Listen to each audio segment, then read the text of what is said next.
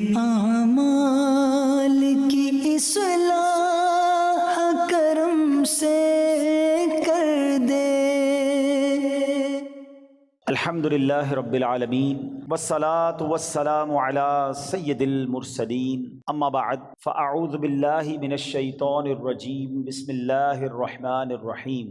الصلاة والسلام علیک یا رسول اللہ وعلی آلک واصحابک یا حبیب اللہ۔ الصلاۃ والسلام علیک یا نبی اللہ وعلی آلک واصحابک یا نور اللہ۔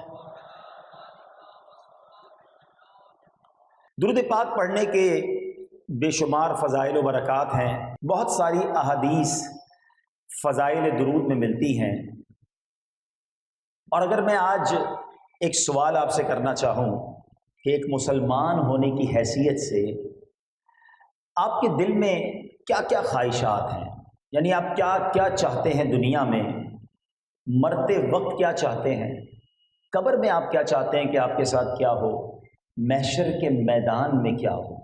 کبھی اکیلے پہ بیٹھ کر ایک لسٹ بنائیں کہ these are my all desires which I want in دنیا اینڈ ان آخرہ، ان ہیئر آفٹر۔ ٹھیک ہے، اب میں آپ کو کچھ حدیثوں کا، کچھ روایتوں کا نچوڑ عطر پیش کرنے جا رہا ہوں۔ اب غور سے سنتے جائیے، اور ہر جملے کے بعد ہو سکے تو سبحان اللہ کہیے، ایمان تازہ ہو جائے گا۔ اگر آپ چاہتے ہیں کہ آپ کے رزق میں برکت ہو تو درود پاک پڑھیے، اگر آپ چاہتے ہیں کہ بیماریاں دور ہو جائیں تو درود پاک پڑھیے، اگر آپ چاہتے ہیں کہ ہماری عزتوں کی حفاظت ہو، کبھی ذلیل و رسوا نہ ہو تو درود پاک پڑھیے، اگر آپ چاہتے ہیں کہ مصیبتیں دور ہو جائیں، پریشانیاں دور ہو جائیں تو درود پاک پڑھیے، اگر آپ چاہتے ہیں کہ مرتے وقت کلمہ نصیب ہو، بلکہ مرتے وقت سرکار علیہ الصلوۃ والسلام کا دیدار بھی نصیب ہو تو آپ درود پاک پڑھیے، قبر میں جلوہ مصطفیٰ ہو، اور جب قیامت کے دن اٹھیں تو نبی پاک کے پرچم تلے اٹھیں اور آقا اپنے ساتھ جنت میں لے جائیں تو کثرت سے درود پاک پڑھیے۔ اور سنیے، خواب میں نبی پاک کا جلوہ دیکھنا ہے تو درود پاک پڑھیے، اور بار بار مدینے جانا ہے تو بھی درود پاک پڑھیے۔ ہوں کوئی گل باقی رہ گئی ہے؟ اب کوئی آپ کی خواہش باقی رہ گئی ہے ایک مسلمان ہونے کی حیثیت سے کہ اگر روزی میں برکت رہے، ذلت و رسوائی سے بچتا رہوں، ٹینشنیں ریلیز ہوتی رہیں، پریشانیاں ختم ہو جائیں، اللہ عزتیں بڑھا دے، کلمے والی موت ملے، آقا کا دیدار ملے، اور محشر میں نبی پاک ساتھ لے جائیں، اور سبحان اللہ جب تک زندہ رہوں بار بار مدینے جاتا رہوں، اور تو کچھ نہیں بچا میرے لیے۔ اور اب میں آپ کو صحیح بتا رہا ہوں کہ یہ ساری بشارتیں، یہ ساری فضیلتیں یہ درود پاک کے اندر موجود ہیں، کہ جگہ جگہ میرے آقا علیہ الصلوۃ والسلام نے اس طرح کے انعامات کا اعلان کیا ہوا ہے۔ اس کا مطلب کیا ہوا کہ میری تو ہر تمنا، میری تو ہر خواہش، میرا ہر پرابلم درود پاک سے سالو ہو سکتا ہے۔ وہ شاعر نے ایسے نہیں کہا کہ انہوں نے کیا لکھا، ہر درد کی دوا ہے صلی علی محمد، ہر درد کی دوا ہے صلی علی محمد، تعویذ ہر بلا ہے صلی علی محمد۔ اب ذرا آپ سوچئے کہ ہر درد کی دوا جب درود پاک ہے، ہر پرابلم کا سولوشن درود پاک ہے، تو پھر میں درود پاک پڑھنے میں سستی کیوں کر رہا ہوں؟ ایکچولی یہ بھی شیطان کا ایک وار ہے کہ وہ ہمیں دیگر کاموں میں انوالو کر دیتا ہے، میں درود پاک پڑھنے کا موقع ہی نہیں دیتا۔ جیسے ہی تھوڑا ٹائم ملتا ہے نا، کاروبار پہ بیٹھے کوئی کام نہیں ہے، یا کوئی بندہ کہتا ہے ذرا بیٹھیے گا میں 5 منٹ میں آیا، وہ 5 منٹ بھی، وہ 10 منٹ بھی ہم کیا کرتے ہیں، جیب سے موبائل نکالتے ہیں اور اس کو دیکھنا شروع کر دیتے ہیں۔ بہت سارے جناب ویب سائٹیں ہیں تو پیجز ہیں، 5 منٹ کیا 50 منٹ بھی نکل جائیں پتہ نہیں چلتا۔ حالانکہ اگر یہ ذہن بنا ہوا ہو کہ جب جب موقع ملے جیب سے موبائل نہیں، جیب سے تسبیح نکالنی ہے، کلمہ پڑھنا ہے، درود پڑھنا ہے، جنت کا سامان کرنا ہے، اسی دنیا میں رہ کر ہی کرنا ہے نا۔ اور یہ یقین مانیں، زبان جو ہے نا یہ کمال کی نعمت ہے، اسی زبان سے جنت کمانا آسان ہے، لیکن یہی زبان گناہوں کے سبب جہنم میں بھی لے جا سکتی ہے۔ حالانکہ زبان سے نیکی کمانا کتنا آسان، سب مل کر کہیے سبحان اللہ۔ اب اب کہیے الحمدللہ، اب کہیے اللہ اکبر۔ کتنی دیر لگی؟ 30 سیکنڈ بھی نہیں لگے۔ اگر آپ سے بھی میں سوال کروں کہ آپ 30 سیکنڈ میں کتنے پیسے کما لیتے ہیں؟ کوئی شخص کبھی اکیلے میں بیٹھے بیٹھے 1 منٹ کا حساب کرنا کہ اگر میں مہینے کے 20 لاکھ روپے بھی کماتا ہوں تو روز کے کتنے بنے؟ ٹھیک ہے، اب ایک دن میں 1 گھنٹے کے کتنے بنے؟ اب 1 گھنٹے میں 1 منٹ کے کتنے بنے؟ تو شاید یہ چند روپے بنیں گے۔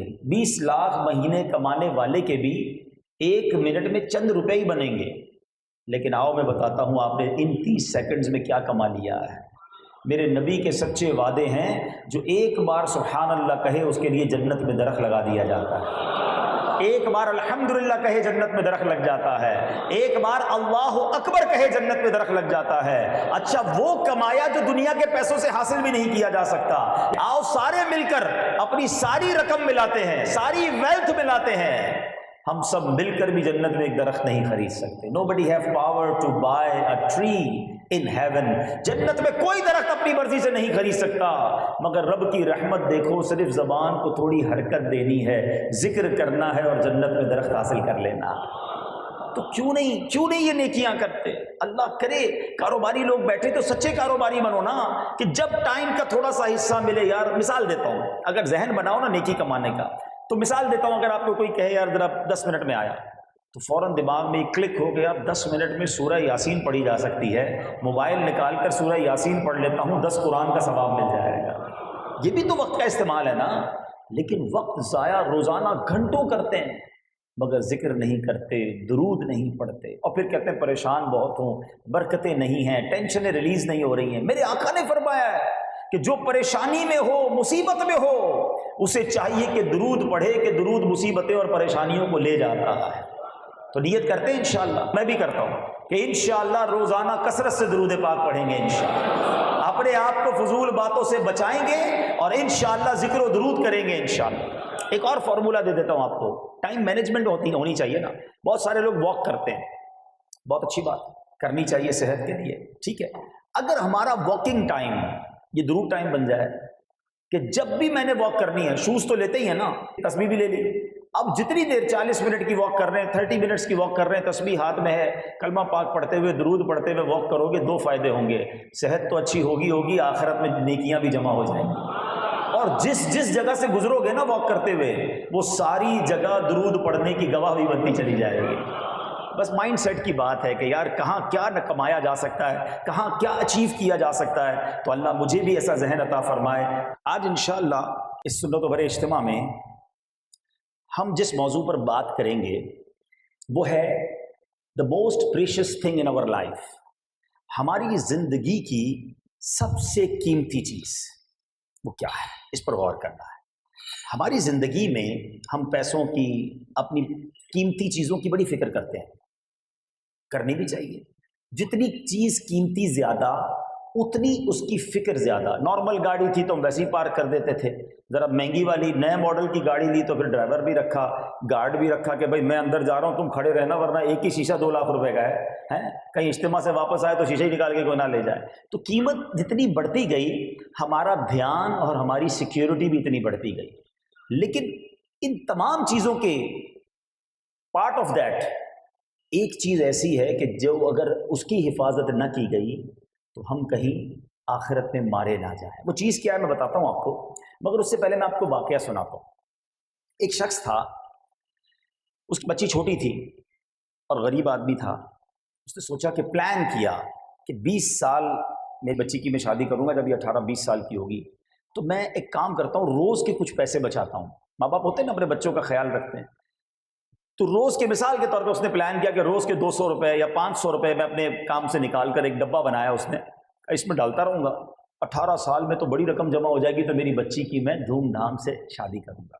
اچھی نیت تھی، روز پیسے ڈالتا۔ بعض اوقات دن میں خیال آتا کہ کپڑے نئے خرید لوں، کبھی باہر ریسٹورنٹ میں کھانا جاؤں، کہتا نہیں، ماں باپ قربانی دیتے ہیں نا اپنی بچی کے لیے، وہ اپنی خواہشات کو مارتا گیا اور روز کے پیسے ڈالتا گیا۔ آفٹر 18 ایئرز، بہت بڑا ڈبہ تھا وہ لکڑی کا، گھر میں بنایا تھا، اب تو خوب پیسے جمع ہو گئے ہوں گے، اب کھولتے ہیں، بچی بھی بڑی ہو گئی، اب یہ پیسے سارے انشاءاللہ بچی کی شادی میں کام آئیں گے۔ جیسے اس نے ڈبہ کھولا، اس کی جان گویا حلق میں آ گئی کہ حیران رہ گیا کہ وہ سارے نوٹ جو اس نے اس میں ڈالے تھے نا، اصل میں اس ڈبے میں کوئی سوراخ رہ گیا تھا، دیمک اندر چلی گئی اور وہ سارے نوٹ اس نے ختم کر دیے تھے۔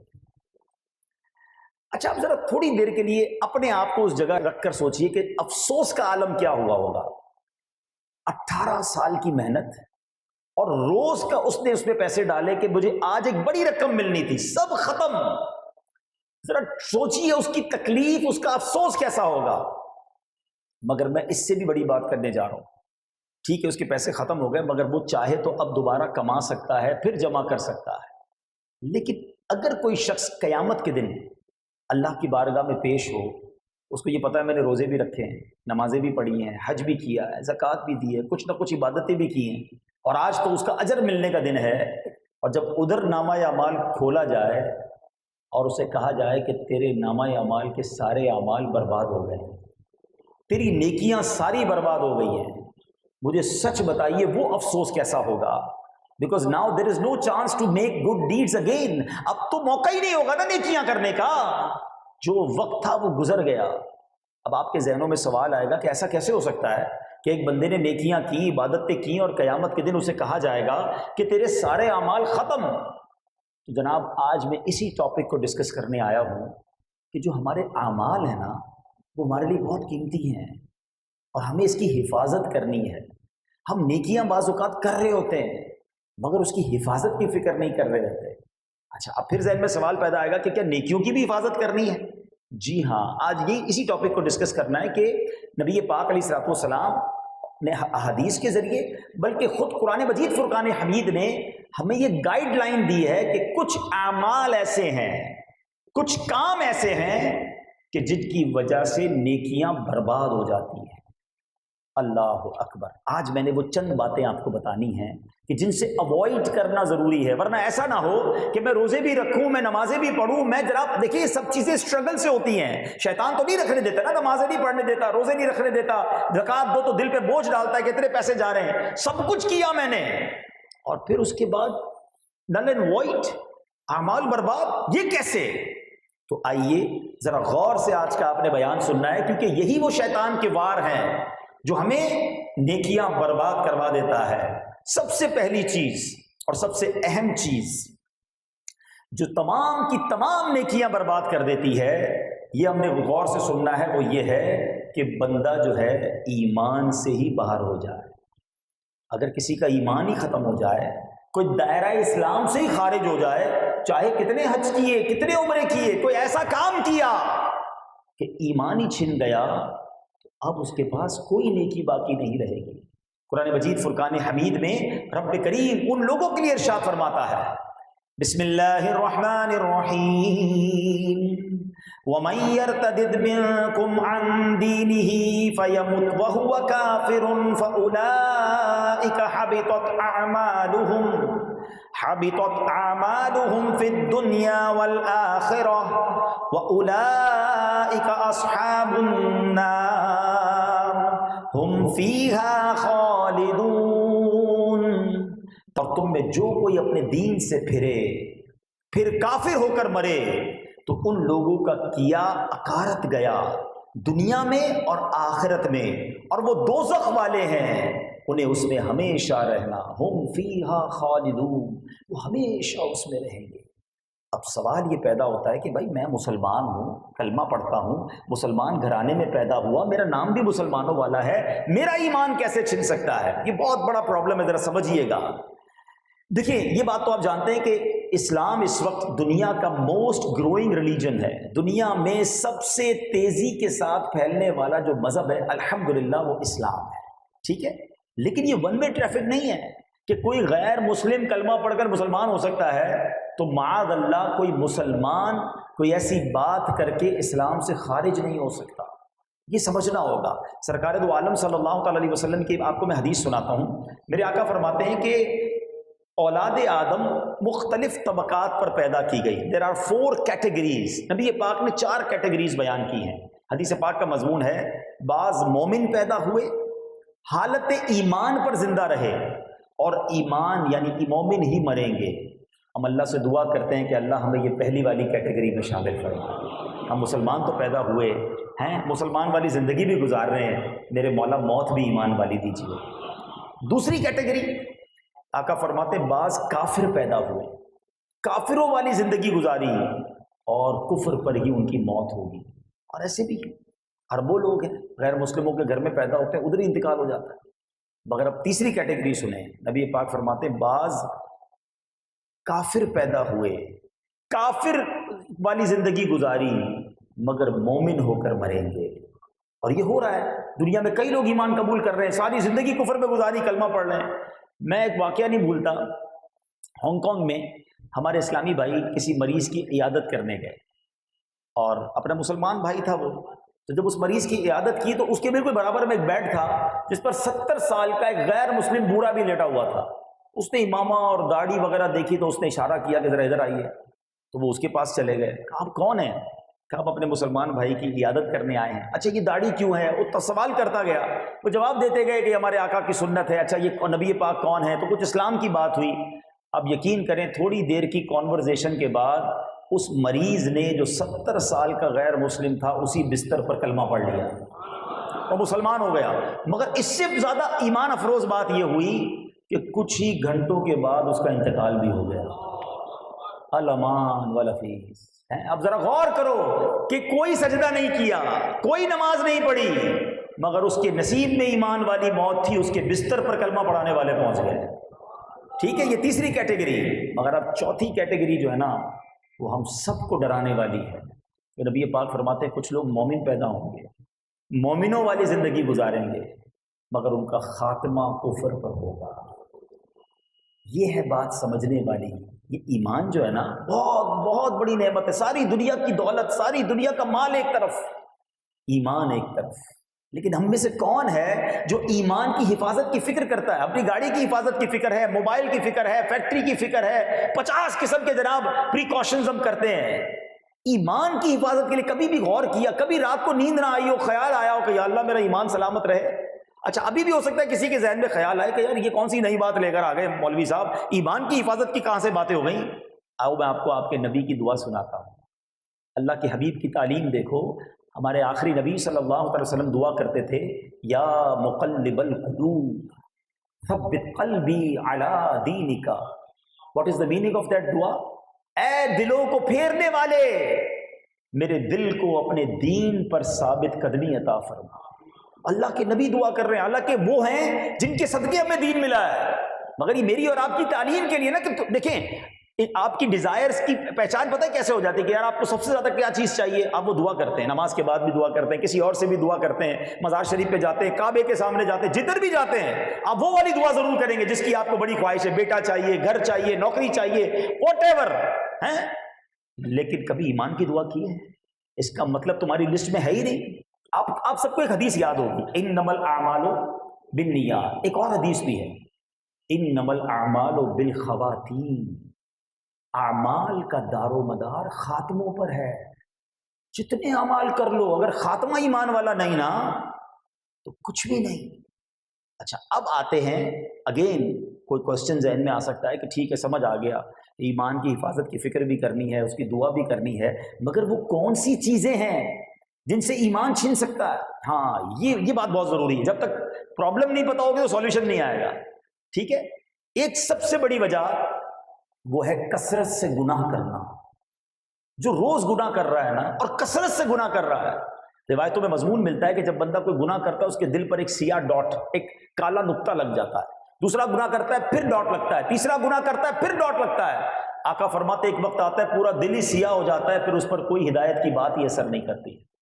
تو جو کثرت سے گناہ کرتا ہے، ڈر ہے کہ مرتے وقت اس کا ایمان چھین لیا جائے۔ دوسرا سبب جو بہت آج کل عام ہے اور وہ ہے بے باکی۔ اب جوکس کے اندر، کامیڈی کے اندر، گانوں کے اندر سازش کی گئی ہے، ایسے الفاظ ڈال دیے گئے کہ جس میں اللہ رسول کی، جنت کی، دوزخ کی، فرشتوں کا مذاق اڑایا جاتا ہے، اور ہمارے مسلمان اس پہ کہہ کے مار کے ہنس رہے ہوتے ہیں، کلپ شیئر کرتے ہیں، دیکھو یار کیسا مزیدار کلپ ہے۔ کیا ایسے گانے نہیں جس پہ معاذ اللہ محبوب کو سجدہ کرنے کی بات کی گئی، خدا مانا گیا، ظالم کہتے ہیں خدا کو گانوں کے اندر، اور نوجوان گنگنا رہے ہیں، کسی کو فکر ہی نہیں ہے کہ ہمارا ایمان اچھا اب میں آپ کو اس کو اور لاجیکلی سمجھاتا ہوں. اچھا کچھ لوگ ہیں نا، شیطان ہے نا، کہتا ہے یار یہ کون سا مولانا صاحب دین لائے، 2-4 جملوں سے کیا ایمان چلا جائے گا؟ دنیا میں کسی بڑی فورس، بڑی ایسی حکومتیں ہیں، ایسے ادارے ہیں جن کے خلاف بات کرو تو غداری کا مقدمہ بن جاتا ہے. آپ بھی کہیں 2-4 جملے ہی تو کہتے نہیں، آپ کی باؤنڈری ہے. بینگ اے سٹیزن آپ اتنی بات کر سکتے ہیں، اتنی نہیں کر سکتے.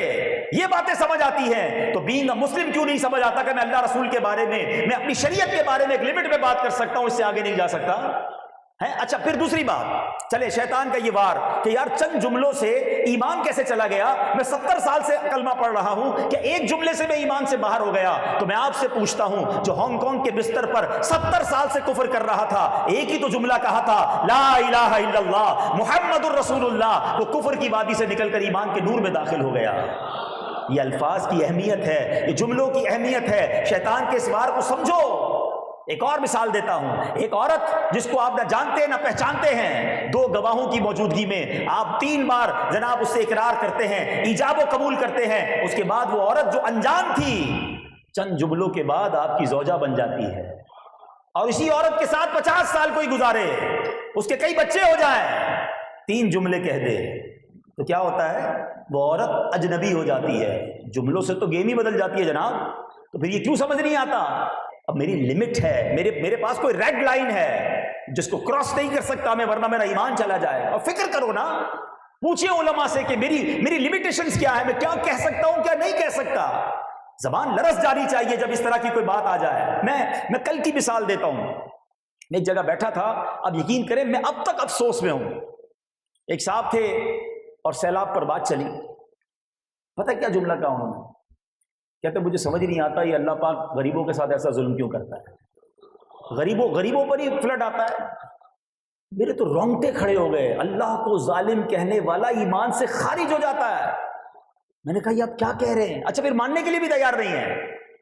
یہ بھی تو مسئلہ ہے نا کہ ماننا بھی نہیں ہے. نہیں جناب، اب استغفر اللہ. اچھا یہ ہمارے گھروں میں کسی کی میت ہو جائے، معاذ اللہ میت ہو گئی، تکلیف ہے، مگر بے باکی کا عالم یہ ہے کہ روتے روتے یہ عورتیں ہماری بازوں کا کہ اللہ کو میرا ہی گھر ملا تھا، میرا ہی بیٹا ملا تھا، بوڑھے کو لے جاتے، اس کو چھوڑ دیتے.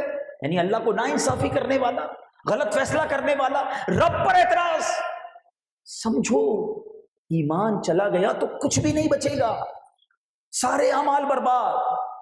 تو یہ سب باتیں چلیں، میرا موضوع چونکہ مجھے اور بھی اعمال آپ کو بتانے ہیں جو نیکیاں برباد ہو جائے. میں ایک کتاب سجیسٹ کر دیتا ہوں. واللہ میں سمجھتا ہوں پوری دنیا میں، اردو زبان میں پوری دنیا میں ایسی کتاب نہیں لکھی، بلکہ یہ امت پر احسان کیا ہے فاؤنڈر آف دعوت اسلامی قبلہ شیخ طریقت امیر اہل سنت نے، مولانا الیاس قادری صاحب نے ایک بک لکھی ہے کفریہ کلمات کے بارے میں سوال و جواب. پلیز اس کو اپنے موبائل میں نوٹ کر لیں، بعد میں جا کے اسے dawatIslami.net سے فری ڈاؤن لوڈ کر لیں. خریدیں، تحفہ دیں تو بہت اچھی بات ہے، ورنہ فری ڈاؤن لوڈ کر کے واللہ اس کو ایک بار پڑھ لیں. میں نے جس کو دی ہے اور اس نے پڑھی ہے تو اس کو سمجھ آئیے کہ یار یہ باتیں تو مذاق میں کہہ رہے ہوتے ہیں، ہمیں تو پتہ ہی نہیں ہے کہ ان چیزوں سے بھی بندے کا ایمان چلا جا سکتا ہے.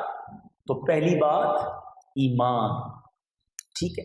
اب آؤ دوسرا وہ کون سا عمل ہے جو میری نیکیاں برباد کر دیتا ہے. ہاں اب ذرا وہ غور سے سنیے گا.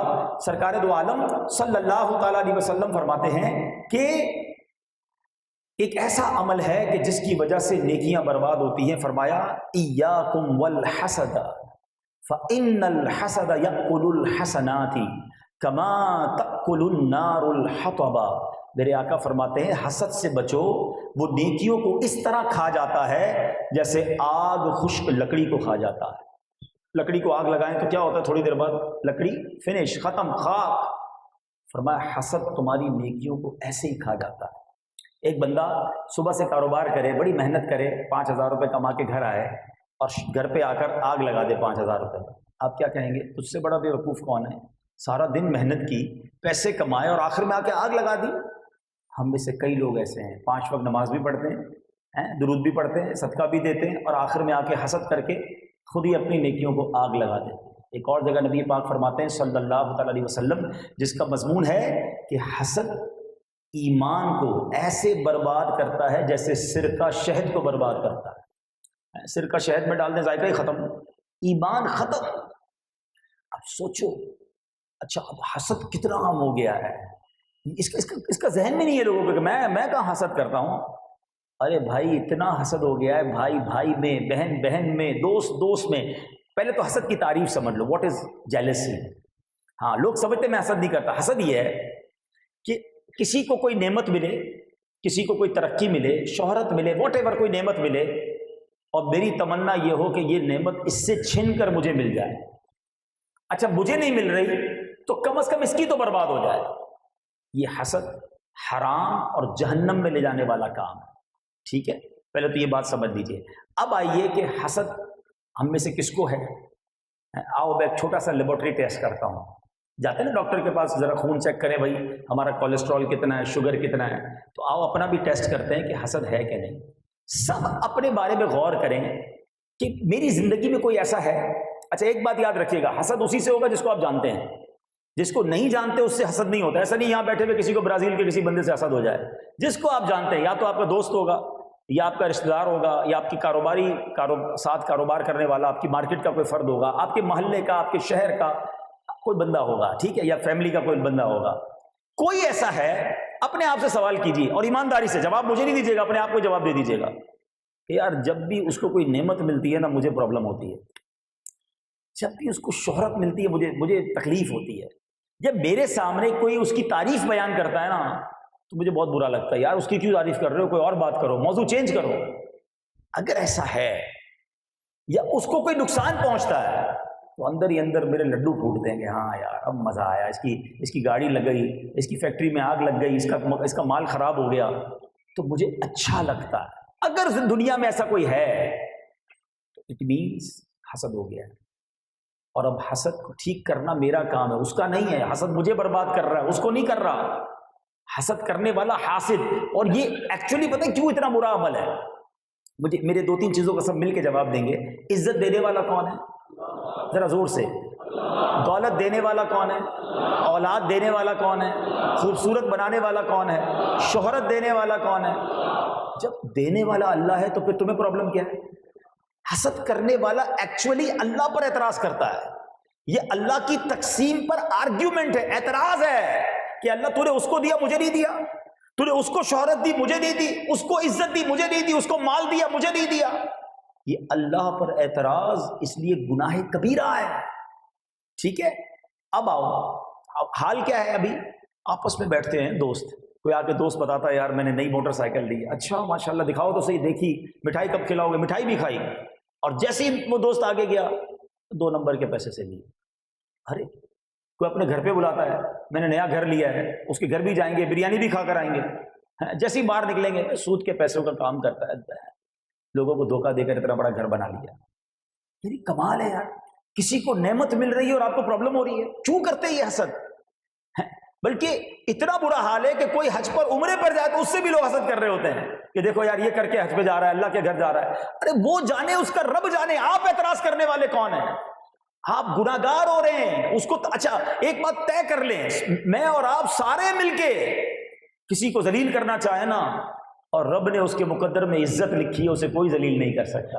وہ اوپر ہی جا رہا ہے، اس کو ترقی ملنی ہے، اور سارے مل کے کسی کو عزت دینا چاہیں اور مقدر میں ذلت لکھ دی گئی، کسی کو ہمت نہیں ہے اس کی ذلت سے روک سکے. وَتُعِزُّ مَن تَشَاءُ وَتُذِلُّ مَن تَشَاءُ بِيَدِكَ الْخَيْرُ. کیوں کرتے ہیں ہم کسی سے؟ ہمیں پرابلم. میرے محلے میں اس کو کوئی جانتا نہیں تھا، آج اتنا مشہور ہو گیا، ساری دنیا میں جانتے لوگ. ارے اللہ نے عزت دی ہے، تم کیوں تکلیف میں آ گئے؟ اچھا اس تکلیف کا نقصان ہم ہی کو ہوتا ہے. مجھے کئی لوگ ملتے ہیں، یار نیند نہیں آتی، سکون نہیں ہے. تو چیک کر لو کسی کا حسد بال لیا ہے، کیونکہ تم اسی کے بارے میں سوچتے رہتے ہو. تم سوچتے رہتے ہو وہ آگے جائی جا رہا ہے، وہ آگے ہی جائی جا رہا ہے، تمہیں پرابلم ہو رہی ہے. اچھا ملتان کے بعد کراچی میں بھی کاروبار شروع کر دیا، اچھا ایک اور فیکٹری بھی لگا لی، اچھا اس ملک بھی چلا گیا، وہ جائی جا رہا ہے آگے، تم جلی جا رہے ہو. کس بات کی جلن ہے بھائی؟ اچھا دیکھیں اس کی ایک اور خوبصورت جائز صورت بھی ہے جس کو غبطہ کہتے ہیں عربی میں، اردو میں رشک کہتے ہیں. اب اللہ سے دعا کرے، اے اللہ تو نے اس کو دیا ہے مجھے بھی دے دے، اس کو نوازا. میرے رب کے خزانوں میں تو کمی نہیں ہے نا. اے اللہ تو نے اسے عزت دی، تو عزت دینے والا مجھے بھی دے دے، اس میں کوئی پرابلم نہیں ہے. مگر ادھر حال یہ ہے کہ اس کی چھین کر مجھے ملے، اچھا مجھے نہ ملے وہ برباد ہو جائے. یار وہ کتنا گندا دل ہے اس بندے کا جو مسلمان کے نقصان میں خوش ہو رہا ہے. یہ کاروبار مارکیٹ میں بھی لوگ بیٹھے ہوں گے نا، کسی کی دکان چل رہی ہے، کسی کا کاروبار چل رہا ہے، یار یہ کیوں آگے بڑھ رہا ہے. اچھا پھر عجیب دماغ، شیطان تو پھر بدگمانیاں، کوئی بندہ بیچارہ نیا نیا نمازی بنا، اس کو ہو سکتا ہے آج کے بیان میں درود کی فضیلت بھی سن لی، اس نے تسبیح بھی نکال لی، اب وہ مارکیٹ میں بیٹھ کے تسبیح پڑھ رہا ہے، کہہ رہا ہے یار یہ سامنے بیٹھ کے لگتا ہے مجھ پہ ہی وظیفہ کر کے پھونک رہا ہے نا، گاہک سارے اس کے پاس جا رہے ہیں، میرے پاس نہیں آ رہے۔ ارے کمال ہے، وہ درود پڑھ کے جنت کما رہا ہے، تم بدگمانی کر کے حرام کر رہے ہو۔ عجیب دماغ ہو گیا لوگوں کا، نیگیٹو نیگیٹو، کیوں نیگیٹو بھائی؟ اللہ سے مانگو نا۔ دیکھیں میں یہاں ہمارے کسی اسلامی بھائی کو دوں گا یار 50,000 روپے لیں، ذرا یہاں سے بانٹنا شروع کریں 1000 تو پیچھے والوں کو ٹینشن ہو جائے گی، یار 50,000 تو ادھر ہی ختم ہو جائیں گے، میری باری نہیں آئے گی۔ یہ ہمارے پاس خزانے ہیں جو تھوڑے ہیں، میرا رب چاہے تو ساری کائنات کو نوازے نا، اور وہ نواز ہی رہا ہے۔ ہم یہ کیوں سوچتے ہیں کہ یار اس کو مل گیا تو مجھے نہیں مل سکتا؟ ہم اللہ سے مانگے نا، ہم اس کا چھیننے کے چکر میں کیوں ہیں، اس کا برباد ہونے کے چکر میں کیوں ہیں؟ اور ایک بات یاد رکھو، جو کسی کا برا چاہتا ہے آخر میں اسی کا برا ہو جاتا ہے۔ ایک جملہ بڑا خوبصورت بزرگوں کے سنا، آج دہرا بھی لو اس کو، سب کا بھلا سب کی خیر، سب کے بھلے میں اپنی خیر۔ دعا کیا کرو اے اللہ سب کا بھلا کر دے، سب کی خیر، سب کو نوازو۔ اچھا اب آتے ہیں علاج کی طرف۔ بیماری بتا دی، ٹھیک ہے، لیبارٹری ٹیسٹ بھی ہو گیا، مریض کو پتہ چل گیا ہوگا کہ ہاں یار فلاں رشتہ دار، فلاں کزن، فلاں دوست، فلاں کوئی نہ کوئی تو ہے جس کی باتیں ذرا بھی اس کی تعریف ملتی ہے نا میں فوراً چینج کرتا ہوں بات کو، مجھے تکلیف ہونے لگتی ہے۔ اگر ایسا ہے it means you are in problem. اب میں آؤ علاج بھی بتا دیتا ہوں۔ دعوت اسلامی والے خالی پرابلم نہیں بتاتے، سولوشن بھی بتاتے ہیں، ٹھیک ہے؟ آؤ علاج بھی لے جاؤ، اور علاج بھی ماشاءاللہ حدیثوں سے اور علماء نے بڑے پیارے انداز میں بتایا۔ سب سے پہلا علاج، اور یہ صرف حسد کا نہیں ہے، یہ تمام دل کی بیماریوں کا علاج ہے، بلکہ جسمانی بیماریوں کا علاج ہے، وہ دعا ہے۔ اللہ سے دعا، اکیلے میں دعا کیا کرو، یا اللہ میرا دل صاف کر دے، میرے دل کو حسد سے پاک کر دے، تکبر سے پاک کر دے، اے اللہ دکھلاوے سے پاک کر دے، مسلمانوں کے لیے نیگیٹو سوچنے سے پاک کر دے۔ میرا رب وہی تو خالق ہے نا، دعا کرو گے اللہ صاف کر دے گا دل کو۔ پہلا علاج۔ دوسرا علاج، یہ تھوڑا اینٹی بائیوٹک ہے، ہاں اینٹی بائیوٹک میں تھوڑی تکلیف ہوتی ہے نا، انجیکشن لگتا ہے، تھوڑا سا انجیکشن ہے یہ، لیکن علاج بڑا زبردست ہے۔ وہ یہ ہے کہ آپ کو جس سے حسد ہو گیا ہے نا، اور جس چیز سے حسد ہوا ہے، کسی کی خوبصورتی سے ہوا ہے، کسی کی شہرت سے ہوا ہے، یا کسی کی دولت سے حسد ہوا ہے، آپ اللہ سے دعا کریں کہ اللہ اس کی دولت میں اور اضافہ کر، اے اللہ اس کی خوبصورتی میں اور اضافہ کر۔ آپ کے بندہ پہلے ہی اچھا نہیں لگ رہا مولوی صاحب، تسی کہہ دو انہاں دے واسطے دعا کرنا، پھر کیسے؟ یہی تو مشکل ہے کہ واقعی آپ کو دل نہیں چاہے گا دعا کرنے کا، لیکن بیمار میں ہوں نا، دوائی مجھے پینی ہے، آپ دعا کریں، اس کا فائدہ بتا رہا ہوں۔ جب آپ دعا کریں گے نا کہ اللہ اس کو اور عزت دے، تھوڑے دنوں بعد آپ کو کوئی آ کر بتائے گا یار پتہ چلا وہ اور ترقی کر گیا ہے، تو آپ خود جواب دیں گے میں بھی تو دعا کرتا ہوں، اللہ نے ترقی دی، میں بھی تو اس کے لیے دعا کر رہا ہوں، تو یہ حسد صاف ہو جائے گا۔ تیسرا ایک اور طریقہ ہے، اور وہ یہ ہے کہ جس سے حسد ہو گیا ہے آپ اس کو جا کر تحفہ دیں، کیونکہ حدیث پاک میں ہے کہ تحفہ دو محبت بڑھتی ہے۔ ہاں لیکن تحفہ دیتے ہوئے یہ مت کہنا بھائی مجھے تجھ سے حسد ہو گیا تھا، آرٹس کونسل اجتماع میں گیا تھا اس لیے تحفہ لایا ہوں، تو اور گڑبڑ ہو جائے گی۔ ہاں ایسے بغیر بتائے آپ نے اس کو تحفہ دینا ہے، محبت سے ملنا ہے، تاکہ اس کے دل میں آپ کے لیے محبت اور آپ کے دل میں اس کے لیے محبت بڑھ جائے اور میرا دل صاف ہو جائے۔ کیونکہ حسد جب تک رہا نا تمہیں سکون نہیں آئے گا، آرام نہیں آئے گا، چین نہیں آئے گا، حسد کو نکالنا پڑے گا۔ اچھا نہیں نکلا تو نقصان کس کا ہو رہا ہے؟ روز نیکیاں میری برباد نا۔ نبی پاک نے فرمایا کہ نیکیوں کو حسد اس طرح کھا جاتا ہے جیسے آگ لکڑیوں کو، میں نمازیں پڑھ رہا ہوں وہ جل رہی ہے ختم ہو رہی ہے، روزے میں رکھ رہا ہوں ختم ہو رہا ہے، کیونکہ حسد دل میں پالا ہوا ہے۔ We have to remove jealousy from our heart، ہمیں نکالنی پڑے گی حسد کی عادت۔ تو آج میں نے آپ کو کچھ علاج بھی بتا دیا ہے، ایک اور بک سجیسٹ کر دیتا ہوں۔ ہاں کوئی یہ نہ سمجھے مولانا صاحب کتابیں بیچنے آئے، یہ کوئی میری کتاب نہیں ہے اور میرا اس میں کوئی پروفٹ نہیں ہے، لیکن میں چاہتا ہوں آپ پڑھیں، یہ چیزیں پڑھنے کے لیے ضروری ہیں، یہ ہمارے ایمان کا معاملہ ہے۔ کتاب کا نام ہی حسد ہے، یہ بھی فری ڈاؤن لوڈ کر لیں، نہ خریدیں کتاب، نہیں خریدنی تو dawatIslami.net سے ون آف دا بیوٹیفل بک۔ میں نے تو 2-3 علاج بتائے، 2-3 مثالیں بتائیں، اس پہ پوری ڈیٹیل سے بیان کیا گیا کہ حسد ہوتا کیسے ہے اور اس کو ریموو کیسے کیا جا سکتا ہے۔ میں اب ایک تیسرے عمل کی طرف آ رہا ہوں، اور وہ بھی ہمارے معاشرے میں بہت زیادہ ہے، اللہ اکبر، اور وہ پتہ کیا ہے؟ چلے قرآن سے بتاتا ہوں۔ قرآن کہتا ہے یا ایھا الذین آمنوا لا تبطلوا صدقاتکم بالمن والاذی، اے ایمان والو اپنے صدقے باطل نہ کرو احسان رکھ کر اور ایذا دے کر، احسان جتا کر اور تکلیف دے کر صدقے ختم ہو جاتے ہیں، برباد ہو جاتے ہیں۔ اب یہ بہت بڑا پرابلم ہے۔ آپ اب سوچیں، آپ نے خرچ بھی کیا، چندہ بھی دیا، کسی غریب کو پیسے بھی دیے، پیسے اس نے ریسیو بھی کر لیے، آپ نے راشن کا تھیلا دیا، اس نے لے کر کھا بھی لیا، لیکن ایک عمل اگر کر لیا نا تو یہ سارا ثواب ضائع ہو گیا، یہ سارے اعمال برباد ہو گئے۔ اور وہ کیا ہے؟ احسان جتانا، تکلیف پہنچانا، دینے والے کو ذلیل کرنا۔ ہاں بھائی یاد ہے نا میں نے تمہاری مدد کی تھی، بھول تو نہیں گیا؟ میں نے قرضہ دیا تھا، چپل پہن کر آیا تھا میرے پاس، میں نے کاروبار پہ لگایا تھا، تجھے نوکری پر میں نے لگایا تھا۔ یہ لوگ کرتے ہیں کہ ایک تو کسی کی مدد کرتے ہیں، پھر اس پر احسان جتاتے ہیں۔ ہمارا ذہن فیس بک پہ آنا چاہیے جناب، ہیں اپنے پیج پہ لگنا چاہیے، اسٹیٹس پہ لگنا چاہیے، پتہ چلے ماں بدولت پہ کیا نیکی کی ہے۔ کیوں ہمیں سمجھ نہیں آ رہی کہ ہم سے شیطان کھیل رہا ہے؟ ہم پیسے خرچ کر رہے ہیں جو کہ مشکل کام ہے، جیب سے نکالنا مشکل ہے، مگر ہم جیب سے نکالتے بھی ہیں اور ضائع بھی کر دیتے ہیں۔ یہ نہ کریں، احسان نہ جتائیں۔ میری اور آپ کی اوقات کیا ہے؟ رب نے دیا ہے تو ہم خرچ کر رہے ہیں نا، اللہ نے دیا ہے تو ہم بانٹ رہے ہیں، ورنہ میں بھی مانگنے والا ہو سکتا تھا، آپ بھی مانگنے والے ہو سکتے تھے۔ یہ دے کر کس بات کا جناب جوش ہے، کس بات کا کر و فر ہے کہ میں دیتا ہوں؟ خدا کی قسم صدقہ دینے والا، غریبوں کی مدد کرنے والا مدد بھی کرے اور سجدہ شکر بھی ادا کرے کہ اللہ تیری مہربانی، تو نے مانگنے والا نہیں بنایا، دینے والا بنایا۔ آپ سوچو یار، اللہ نے ہمیں اتنی ساری مصیبتوں سے بچایا ہوا ہے، ہمیں تو شکر بھی ساری زندگی گزارنی چاہیے، مگر ذرا سی نیکی کی، ذرا سا کام کیا، دکھانا ہے، بتانا، پھر احسان جتانا ہے۔ یہ تو تکلیف دہ عمل ہے کہ بندہ کسی کو تکلیف دے کہ میں نے تجھے یہ کر کے دیا ہے۔ ہمارے بزرگان دین تو بتاتے تک نہیں تھے کہ کس نے کس کی مدد کی ہے، تو احسان نہ جتائے۔ اور ایک اور عمل جو اعمال برباد کرتا ہے وہ ریاکاری ہے، دکھلاوا، یہ اس سے ملا ہوا ہی ہے۔ احسان جتاتے ہیں یا کم از کم دکھلاوا کرتے ہیں، سب کو پتہ چلے۔ کیوں ہمارے دل میں یہ خیال آتا ہے کہ یار میں جب مسجد میں کوئی پیسے دوں تو امام صاحب نام لے کر اعلان کریں، فلاں حاجی صاحب نے کولر لگائے، فلاں حاجی صاحب نے بلینکٹ وہ کارپیٹ لگایا، تو فلاں نے اے سی لگایا۔ کیوں؟ اپنے آپ سے پوچھیں کہ میں کیوں چاہتا ہوں میرا اعلان ہو، میرا نام پتہ چلے لوگوں کو، تاکہ لوگ کہیں کہ کتنا سخی ہے۔ وہ آپ نے حدیث سنی ہوگی نا کہ حدیث پاک میں آتا ہے کہ قیامت کے دن پہلے ایک شہید کو لایا جائے گا اللہ کی بارگاہ میں، اللہ اسے اپنی نعمتیں بتائے گا، وہ کہے گا ہاں یا اللہ تو نے مجھے بڑی نعمتیں دی۔ ارشاد ہوگا بتا تو نے ان نعمتوں کے بدلے کیا کیا؟ عرض کرے گا مولا میں نے تیری راہ میں لڑتے لڑتے جان دے دی، جان تو سب سے قیمتی چیز ہے نا۔ ارشاد ہوگا تو جھوٹا ہے، تو نے اس لیے لڑائی کی، اس لیے جہاد کیا کہ لوگ تجھے مجاہد کہیں، بہادر کہیں، تجھے دنیا میں کہہ لیا گیا۔ اے فرشتوں اس کو، اس شہید ہونے والے کو لے کر جہنم میں داخل کر دو۔ حدیث پاک کا خلاصہ سنا رہا ہوں، اللہ کی راہ میں جان دینے والا مگر نیت دکھلاوے کی تھی، اسے جہنم میں ڈال دیا جائے گا۔ پھر ایک سخی کو لایا جائے گا، اے اللہ کی راہ میں مال خرچ کرنے والوں غور سے سنو، سخی ہوگا، اللہ فرمائے گا میں نے تجھے یہ نعمتیں دی، وہ کہے گا یا اللہ تو نے دی، بتا تو نے کیا کیا؟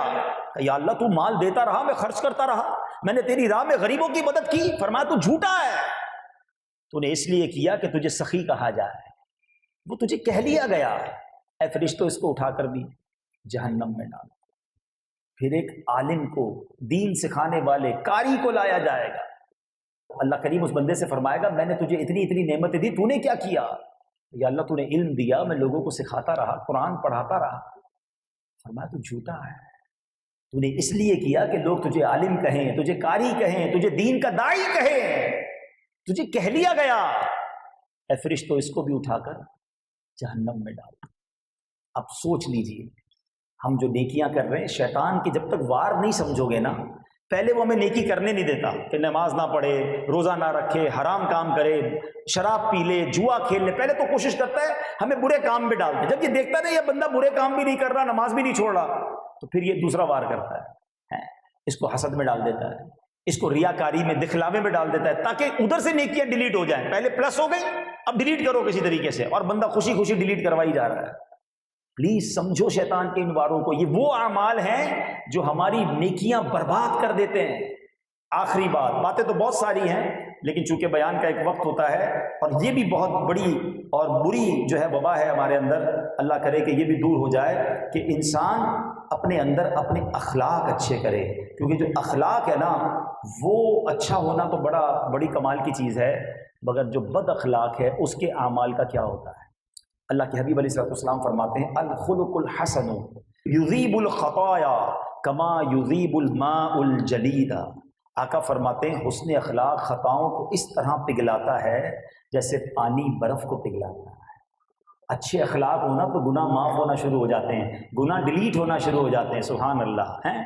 مگر آگے فرمایا کہ والخلق السوء برا اخلاق یفسد العمل، آقا فرماتے بد اخلاقی عمل کو اس طرح برباد کر دیتی ہے جیسے سرکہ شہد کو خراب کر دیتا ہے۔ عمل ہی برباد ہو جائیں گے اگر بد اخلاقی ہے۔ اچھا یہ بھی بڑا پرابلم ہے، نمازیں بھی پڑھیں گے، روزے بھی رکھیں گے، 5 وقت مسجد میں نماز پڑھیں گے، مگر ہر نماز میں کسی سے لڑائی بھی کریں گے۔ ارے بد اخلاقی اسلام نہیں ہے، پیار سے بات کریں، محبت سے بات کریں، ہر کسی کو جھاڑنا، ہر کسی کو ڈانٹنا۔ اچھا کچھ لوگ سمجھتے ہیں ہم روب سے رہیں گے تو بڑا اچھا رہے گا۔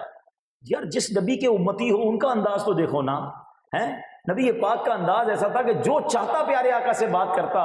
ادھر تو کوئی مسکرانے کے لیے تیار ہی نہیں ہے، کبھی کچھ لوگ تو ایسے ملتے جن کو آج تک مسکراتے ہی نہیں دیکھا ہے۔ کمال ہے یار، حسن اخلاق تو اسلام سے ہے، میرے آقا کے اخلاق کی تو دنیا دیوانی ہے، اور امتی ایسا ہے کہ جو جناب ہر وقت لڑنے کے لیے تیار ہے۔ نہیں، بد اخلاقی اعمال برباد کر دیتی ہے۔ اور یاد رکھیں بد اخلاقی سے ایک اور بڑا پرابلم پتہ کیا ہوتا ہے؟ آپ کسی کا دل توڑ دیتے ہیں، اور جب دل توڑتے ہیں نا، آئے ہائے، یاد رکھنا تلوار کا وار تو ہے نا ڈاکٹر ٹھیک کر سکتا ہے، زبان کے وار کو کوئی ٹھیک نہیں کر سکتا، دل کرچی کرچی ہو جاتا ہے۔ علماء نے بڑی پیاری بات کہی، جو بد اخلاق آدمی ہوتا ہے نا وہ مٹی کے ٹوٹے ہوئے برتن کی طرح ہوتا ہے، نہ وہ واپس مٹی بن سکتا ہے نہ برتن بن سکتا ہے، دونوں طرف گڑبڑ ہے نا۔ تو زبان سنبھال کے استعمال کرنی ہے۔ وہ کہتے ہیں لمبا دھاگا اور لمبی زبان وہ الجھ ہی جاتی ہے، تو اس لیے دھاگا سمیٹ کر اور زبان لپیٹ کر رکھنی چاہیے۔ بہت زیادہ باتیں کرنا، ہر کسی کو جھاڑنا، یہ نہیں کرنا چاہیے۔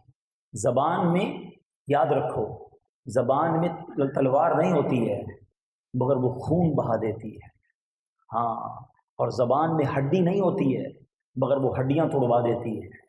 یہ بڑی بڑی اہم چیز ہے۔ زبان سے بد اخلاقی کر کے آپ دیکھیں نا، وہ ایک کتاب میں نے جملہ پڑھا کہ ان باتوں سے بچنا چاہیے کہ جن باتوں کو کرنے سے لوگ منو مٹی تلے سو جاتے ہیں، بلکہ ان باتوں پر تھوڑی مٹی ڈال کر سکون کی زندگی گزاری جا سکتی ہے۔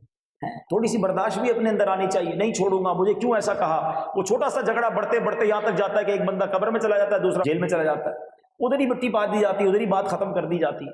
تو بہرحال میرے پیارے اسلامی بھائیوں، باتیں تو بہت ساری تھی، ٹائم پورا ہو گیا بہت زیادہ۔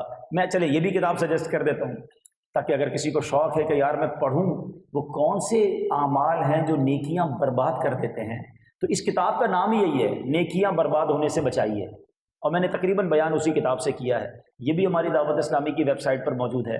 ہم کوئی سیلنگ کے لیے نہیں آئے، میں تو چاہتا ہوں آپ پڑھیں تاکہ اپنی نیکیاں برباد ہونے سے بچائیں۔ اتنی محنت سے نیکی کرتے ہو یار، فجر میں بھی اٹھے، وضو بھی کیا، نماز بھی پڑھی، اور شام ہوئی تو سب برباد ہو گیا، کیونکہ وہ عمل پالا ہوا تھا جو نیکیاں برباد کرنے والا تھا۔ تو آج چند باتیں میں نے آپ کے سامنے رکھ دی ہیں کہ جس میں ایمان کی حفاظت کرنی ہے۔ دوسری بات، آپ نے حسد سے بچنا ہے، دکھلاوے سے بچنا ہے، ریاکاری سے بچنا ہے، اور احسان جتانے سے بچنا ہے، بد اخلاقی سے بچنا ہے۔ یہ سارے وہ کام ہیں جو ہماری بڑی محنت سے کیے ہوئے اعمال جو ہے وہ برباد کر سکتے ہیں۔ میں رب کریم سے دعا کرتا ہوں کہ مولا تیرے بندے ہیں، بڑی مشکل سے، نیکیاں تو پہلے ہی نہیں ہیں، اے اللہ جو ٹوٹی پھوٹی نیکیاں کی ہیں وہ اپنی بارگاہ میں قبول بھی فرما لے، اور اے اللہ اسے ضائع ہونے سے بھی تیرے ہی کرم سے بچا لے، اور اے اللہ ہم سب کے ایمانوں کی حفاظت فرما۔ میرے اعمال